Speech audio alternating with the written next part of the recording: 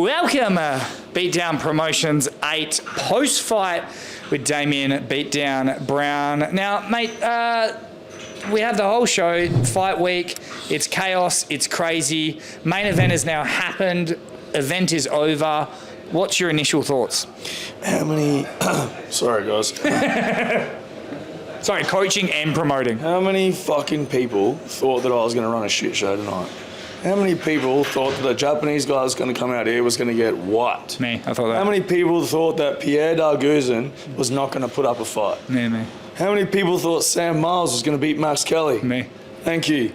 Fuck everyone. How good was that show? That was amazing, man. It ran to a T. We started at 5:30. We finished at 9:30. 4 hours on the dot. We're out by 10. That's what happens every time we run a good show. I feel like that's an underrated thing of fight promotion as well. I know no one cares about that. But the timing of the show, you're quite proud of how professionally it's all run, aren't you? Man, when I look downstairs at 5:31 and the first fight's not walking out, I literally pick up the phone and I go, why the fuck is that first fight not walking out? Tonight it was my guy, so it didn't matter because we made sure he walked out. But it's like, it's very important to me. You know, there is sometimes things that are beyond your control, you know, be it technology, someone stuck in traffic. It's never happened to us yet, but, you know, I am a little OCD, maybe not diagnosed, but I believe there's part of me that chases perfection or as close as I can get to it, and I do that with everything I do, and my fight show is no different. But more importantly, the fighters and the fans deserve a show that runs as it's advertised. You've always said that you put on fights. You sometimes care about, you know, I got this guy's fighting and this and that's great and that's everything, but you care about putting on great fights. Do you think you did that tonight? Yep. Do you think I did that tonight?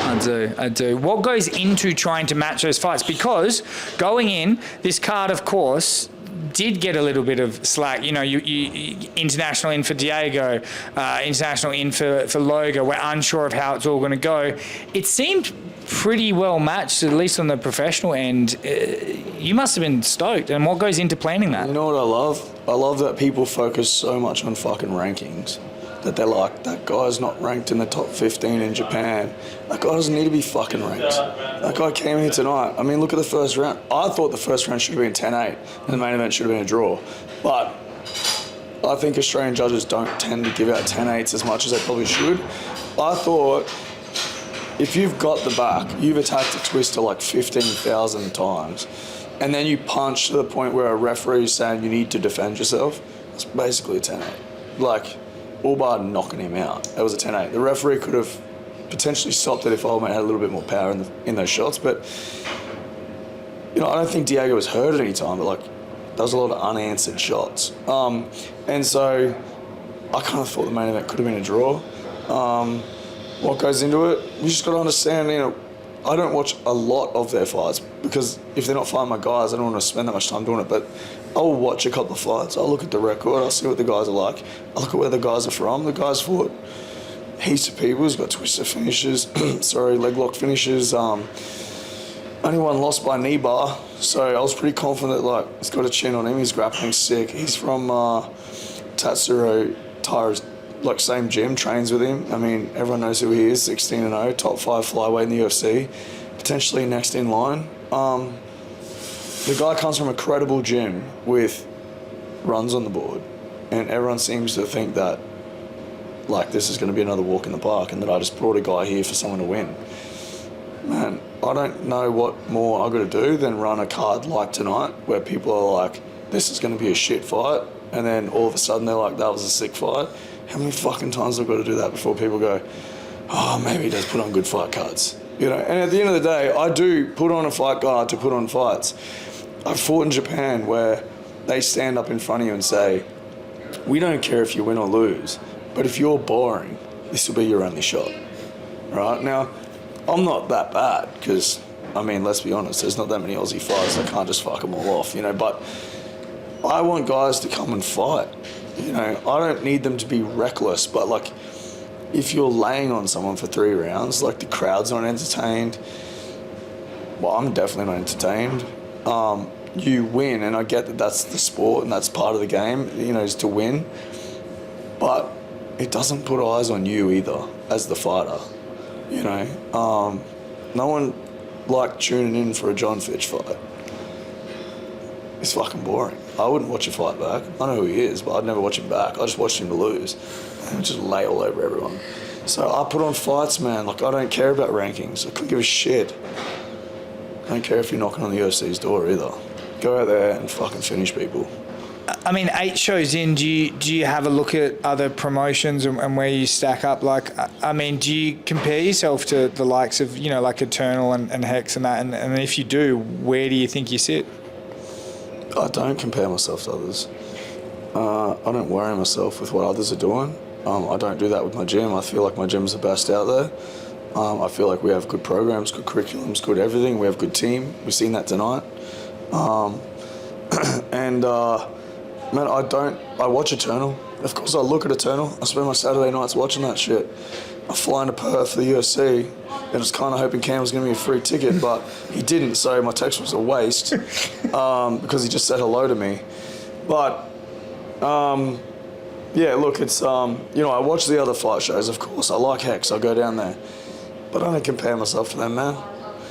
I'm just a little show in North Brisbane doing big things, and I think we're starting to see that fighters are enjoying the experience on Beatdown, and I get that there's some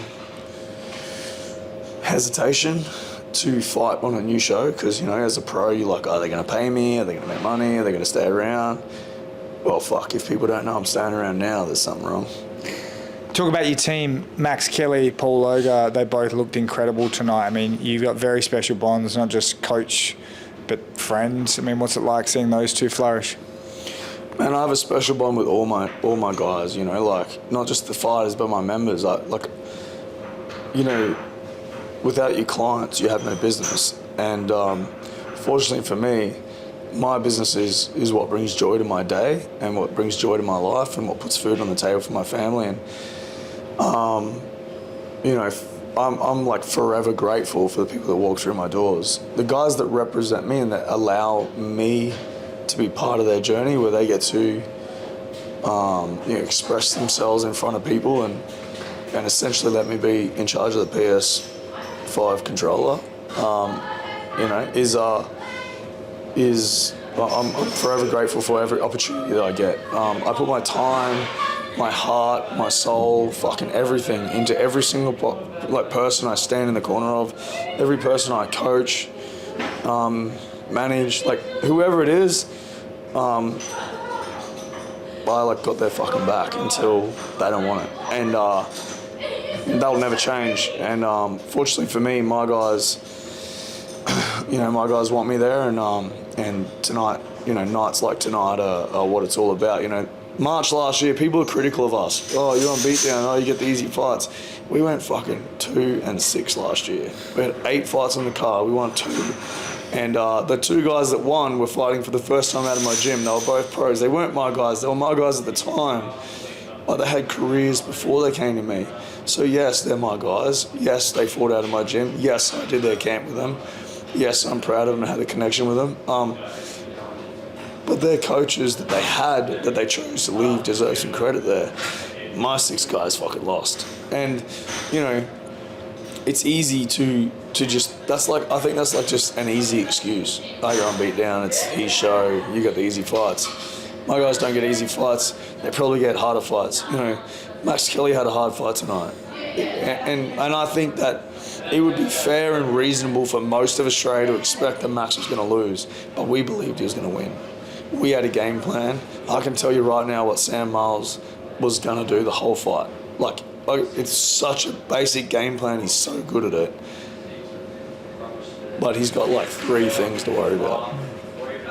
Max is so unpredictable, man. I don't even know when he's going to turn up to the fucking gym. You know what I mean? Like, he's so unpredictable that you can't make reads on the guy. You know, I could hear his corner going, he's in orthodox now, he's in orthodox. Oh, he's back to southpaw. Man, the guy's puts his feet together. Like, it shouldn't make sense, but it does, and it makes sense for him. And you know, one of my coaches once said to me that, you know, a job as a coach is not to change someone's style, but to make their style good. And, we let Max be Max and let him express himself. And then you got guys like Paul Loga that just want to get in the fire. And I'm really proud of my guys tonight, Shows aren't selling out super easy for anyone. Boxing, kickboxing, anything. Like, anyone in the industry will tell you that. Tonight we sold out again. My guys hustled, man. My own fighters hustled. Paul Loga sold more tickets in Brisbane than any fighter has ever sold in Brisbane on a beatdown card tonight. How many? I can't tell you that. But he was like well over 100. Like well over 100. Under 200? Yeah. Over 150? Let's just say he was somewhere around that. I'd actually need to check to be sure, but he was somewhere around that. He sold like 5 or 6 tables, and I mean, the guy sold a lot. And I know earlier he spoke about what I said to him, and what I said to him was, he walked out tonight to a crowd that sounded like Stuart Nichols was fighting. All right, for a guy that's 34 years old, that's fought the who's who of Australian MMA, to fucking hustle, man. It's easy at that age. I've been there to just go, oh man, just pay me whatever. I just want to come fight. Don't want to sell tickets. Don't want to do the fucking work. I'm not 20 years old anymore. I don't care who's watching me. It's super easy for a guy to do that. Man, he got out there tonight. He hustled for weeks. He sold the tables. He sold the seats. Man, he did so much. And then he put the work in camp. He said to me, I'm going to fucking knock this guy out. I can feel it. I want to knock him out. I just need to knock someone out. Man, he almost did it. He kind of did. Almost. He had him on skates. But, I'm just really proud of my guys. And the connection that I have with them doesn't change with whether they're fighting or they're just the member that comes in and hangs out with me. And I just get to express it with these guys. And people get to see it. And everyone else gets to enjoy that moment in the gym. But these guys get to express it publicly. And sorry guys. And in general, I'm just really proud of the event, the way it ran, the fighters, the way they put it on, and I just can't wait till October 19, man. I can't wait to do it again. When we have titles on the line? Yeah, I don't know. Max Kelly will never fight Jack James. That will never happen. Jack James is out of Ian Bones' gym, who was my first coach, and he's been trained in my gym. He's cornered my guys. There was a card where he lost his opponent 2 days out. He flew down. He warmed up all 5 of my guys backstage. Didn't bother cornering, just warmed everyone up, held pads, sparred with them, grappled them, whatever they wanted. He was back there fucking all night.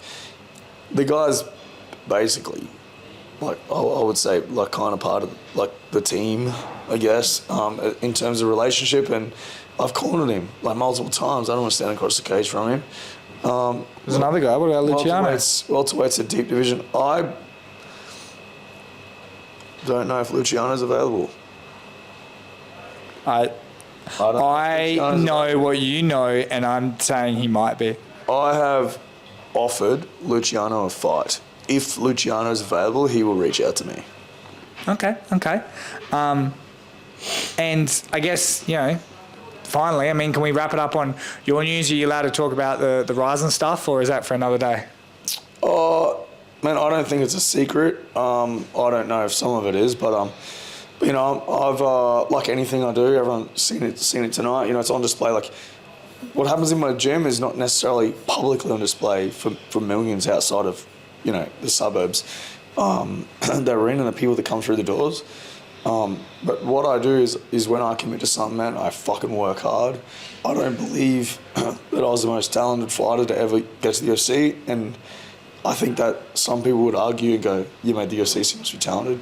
That is actually not true, and I think you could. I'll be comfortable in saying you could talk to some of my coaches, and they would say that I worked harder than anyone. Man, I was there early. I left late. I fucking did extras at 4 o'clock in the morning on my own. I trained 3 times a day, twice in my own time, once with other people at the gym, and I worked harder than anyone, and I always do. I work hard at this. I have good people around me. And I've commentated RIZIN remotely for 3 years now. Sorry, I think I just spat on you. For 3 years now, and I'm very proud that I've been given an opportunity to commentate live in Japan. And I believe when it's announced, by them, who the other commentator is, that it's a fucking big deal, man, and I'm proud of it. I think anyone that's watched the RIZIN card would agree that remote commentating has been difficult. It's been bumpy. The delays, the other guys in Toronto for the most part, I've done play-by-play.